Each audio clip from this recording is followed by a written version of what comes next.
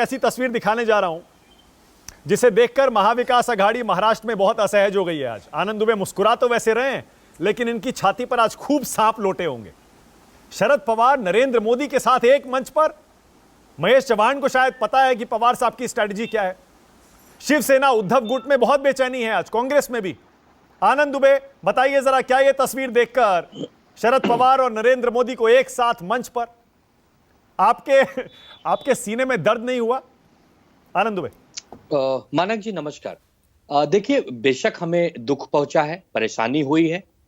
आदरणीय शरद पवार साहब हम सबके नेता हैं, हमारे महागठबंधन के एक अग्रज हैं।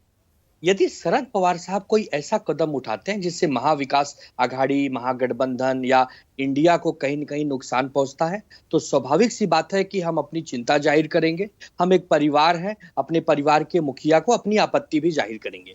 देखिए, लोकमान्य तिलक जी बहुत बड़ा नाम है, हमारे आदर्श हैं, हमारे देश के स्वतंत्रता संग्राम के जननायक हैं। उनके नाम पे यदि एक अवार्ड हो रहा है, बिल्कुल गौरव की बात है, अवार्ड होना चाहिए। आप किसे दे रहे हैं, किसे नहीं दे रहे हैं, ये ट्रस्ट का एक अधिकार है, बिल्कुल आपका अधिकार है, आप दीजिए।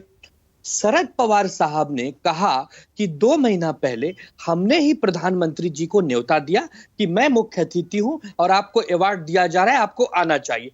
यहां तक सब ठीक है, लेकिन 2 महीने के बाद 40 दिन पहले ही भोपाल के भरे मंच से जब प्रधानमंत्री जी कहते हैं कि 20 लाख करोड़ के घोटालेबाजों में से एक 70,000 घोटाले करने वाले एनसीपी परिवार के नेतागण भी उसमें हैं, उसके बाद आपकी पार्टी तोड़ दी जाती है।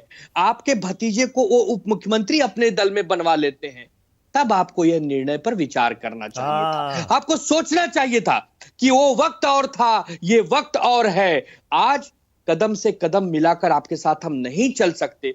क्यों? क्योंकि आप अनीति करते हैं, असंवैधानिक करते हैं, गैर कानूनी काम करते हैं।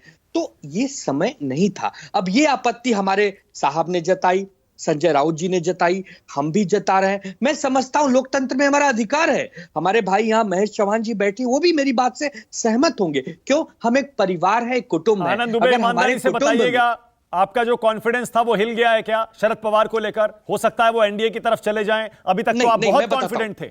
नहीं, मैं बताता हूं। कॉन्फिडेंस नहीं हिला है। क्यों? क्योंकि आज ही पवार साहब ने तय किया है कि 5 अगस्त को मुंबई के नेहरू ऑडिटोरियम में महाविकास गठबंधन की एक बैठक होगी, खास करके इंडिया के नेताओं की, जिसको लीड पवार साहब ले रहे हैं। तो ऐसा नहीं है, सिर्फ एक थोड़ा सा पॉलिटिकली गेन और नुकसान की जो बात होती है उसको देखते हुए यदि आज ये टाल जाते, आज उस मंच को शेयर नहीं करते, पवार साहब का कद और बढ़ जाता। महाराष्ट्र की राजनीति के जो पितामह भीष्म कहे जाते हैं वो और शक्तिशाली हो जाते कि देखो, हमारी आपकी वैचारिक लड़ाई है। जब व्यक्तिगत कभी आप मेरे घर आएंगे, जरूर आपका सम्मान करूंगा, लेकिन आपके साथ मंच साझा नहीं करूंगा। अब बताइए, शिवसेना का उद्धव गुट